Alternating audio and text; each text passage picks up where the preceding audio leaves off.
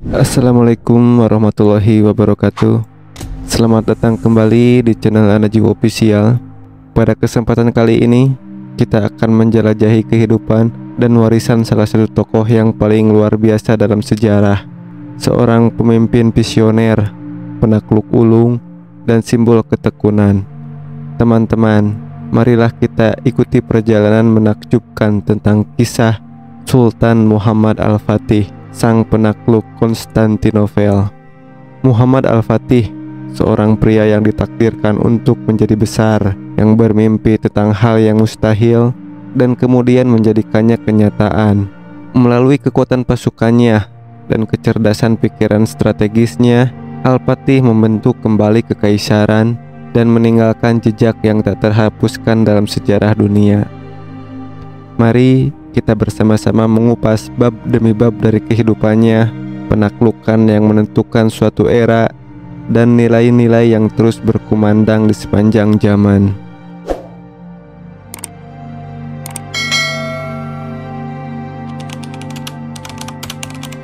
Sultan Muhammad Al-Fatih lahir pada 30 Maret 1432 Masehi di Edirne, ibu kota Utsmaniyah kala itu.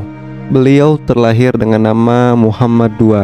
Dia merupakan anak dari Sultan Murad II dan Himahatun yang merupakan raja ke-6 Daulah Utsmaniyah. Sultan Murad II memiliki perhatian yang besar terhadap pendidikan anaknya. Ia menempa buah hatinya agar kelak menjadi seorang pemimpin yang baik dan tangguh.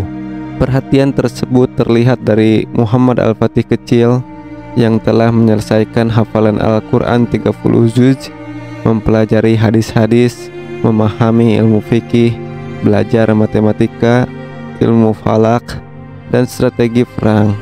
Selain itu, Muhammad Al-Fatih juga mempelajari berbagai bahasa seperti bahasa Arab, Persia, Latin, dan Yunani. Saat Muhammad Al-Fatih berusia 11 tahun, dia dikirim untuk memerintah Amasya, sesuai tradisi Utsmani untuk mengutus para Syehzade atau pangeran yang sudah cukup umur untuk memerintah di suatu wilayah sebagai bekal bila naik tahta kelak. Murad II juga mengirimkan banyak guru untuk mendidik putranya. Di antaranya adalah Molla Ghurani.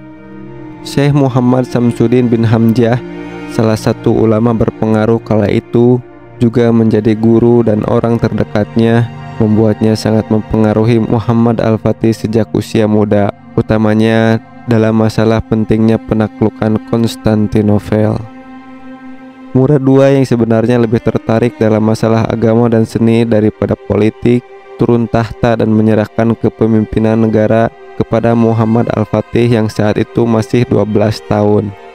Dengan keadaan seperti ini, Wazir Agung atau Perdana Menteri saat itu, Khalil Pasha, memiliki kendali kuat atas negara. Khalil Pasha sendiri berasal dari keluarga Chandarli, salah satu keluarga paling berpengaruh dalam sejarah Utsmani.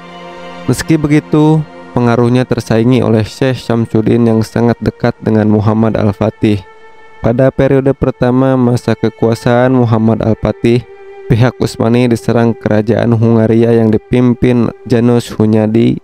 Dalam keadaan seperti ini, Muhammad Al-Fatih meminta ayahnya untuk kembali naik tahta, tetapi ayahnya menolak. Sebagai balasan, Muhammad Al-Fatih menulis surat yang berbunyi, "Bila ayah adalah sultan, datanglah dan pimpinlah pasukan ayah. Bila aku adalah sultan, aku memerintahkan ayah untuk datang dan memimpin pasukanku." Ayahnya kemudian datang dan memimpin pasukan, mengalahkan pasukan gabungan Hungaria, Polandia, dan Wallachia yang dipimpin oleh Władysław III, Raja Hungaria dan Polandia. Murad II kemudian didesak untuk kembali naik tahta oleh Khalil Pasha yang tidak senang dengan kuatnya pengaruh Syekh Samsuddin pada masa kekuasaan Muhammad Al-Fatih. Murad II kemudian kembali naik tahta dan berkuasa hingga wafatnya pada tahun 1451. Sepeninggal ayahnya, Muhammad Al-Fatih kembali naik tahta dan dinobatkan di Edirne pada usia 19 tahun.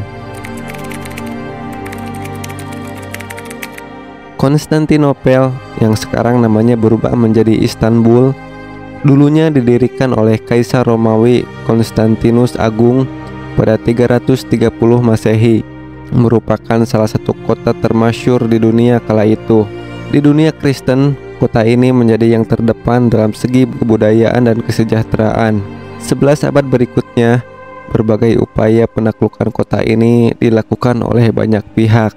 Para pemimpin Muslim dari generasi ke generasi, diawali Muawiyah bin Abi Sofyan, juga termasuk mereka yang berusaha menaklukkan Konstantinopel.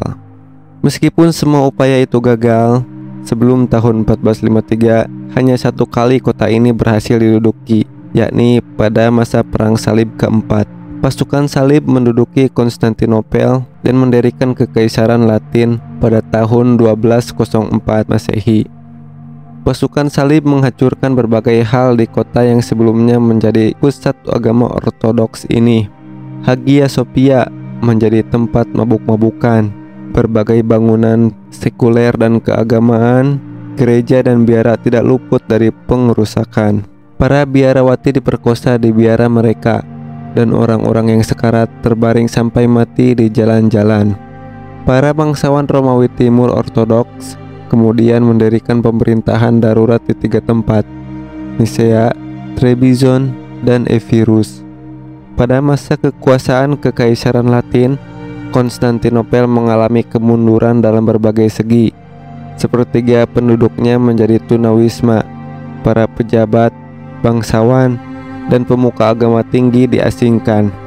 Segala kerusuhan ini menjadi populasi Konstantinopel berkurang drastis. Timah dan perunggu dari berbagai bangunan diambil dan dijual untuk membiayai pertahanan negara.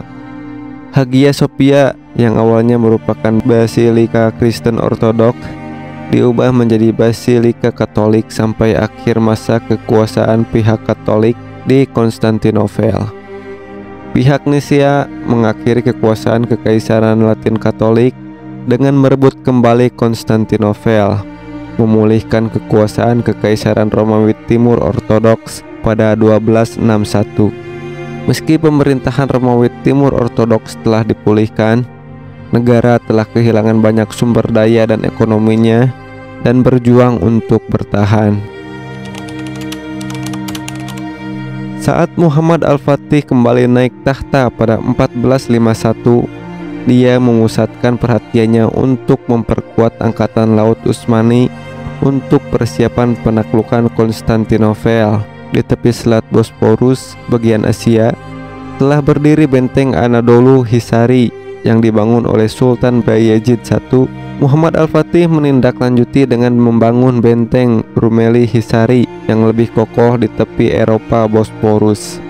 Pembangunan ini menjadikan Utsmani memiliki kendali penuh atas selat Bosporus. Pada tahun 1453, Muhammad Al-Fatih memulai pengepungan Konstantinopel dengan pasukan berjumlah antara 80.000 sampai 200.000 orang, kereta api artileri, dan 320 kapal. Kota ini dikelilingi oleh laut dan darat. Armada ditempatkan di pintu Bosporus dari pantai ke pantai dalam bentuk bulan sabit untuk menghadang bantuan Konstantinopel dari laut. Pada awal April, upaya penaklukan Konstantinopel dimulai.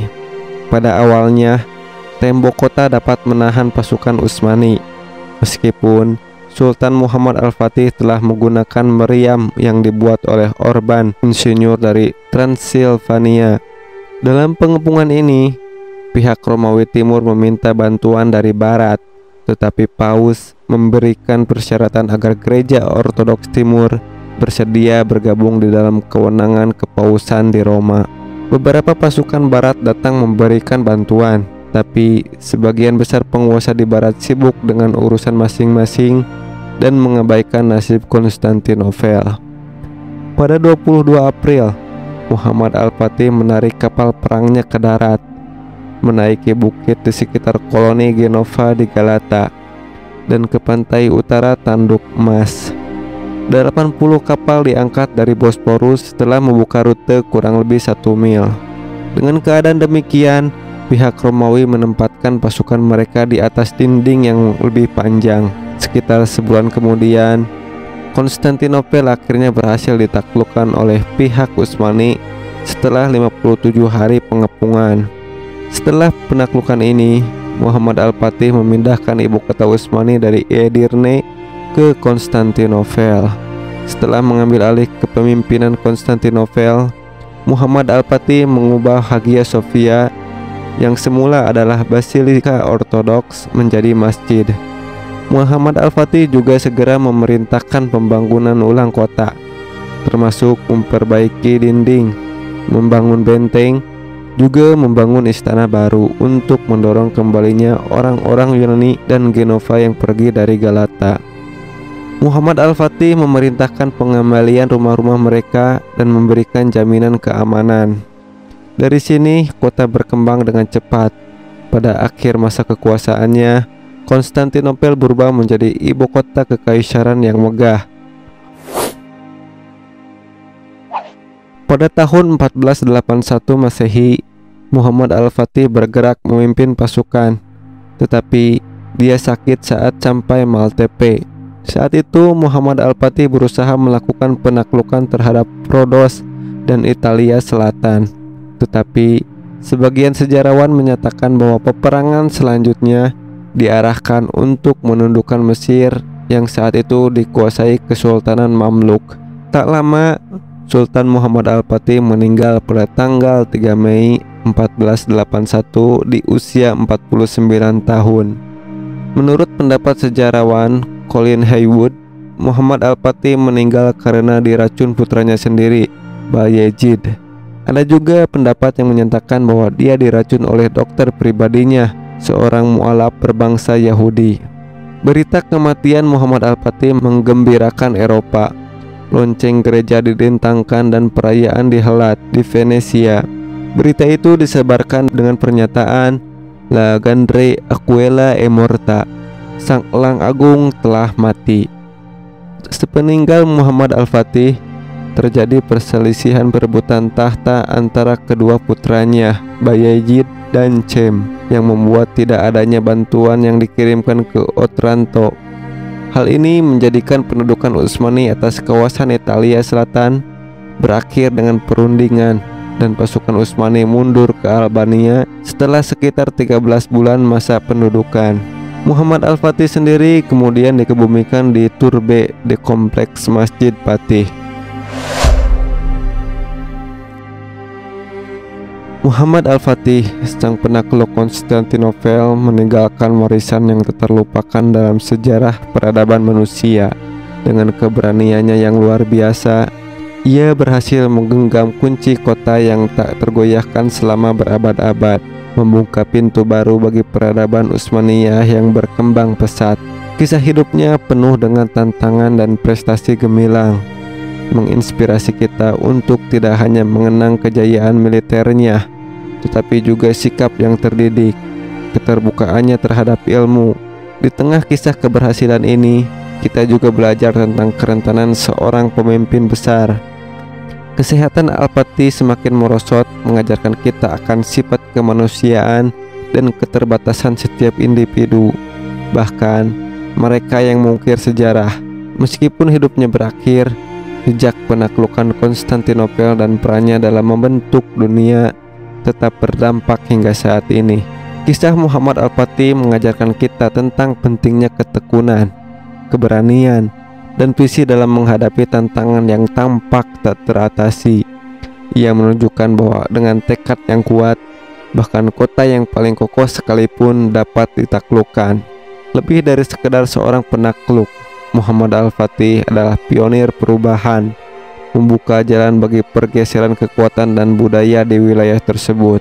Teman-teman, mungkin itu kisah yang bisa saya sampaikan. Sekian dan terima kasih. Mohon maaf bila ada kesalahan dalam pengucapan. Wassalamualaikum warahmatullahi wabarakatuh.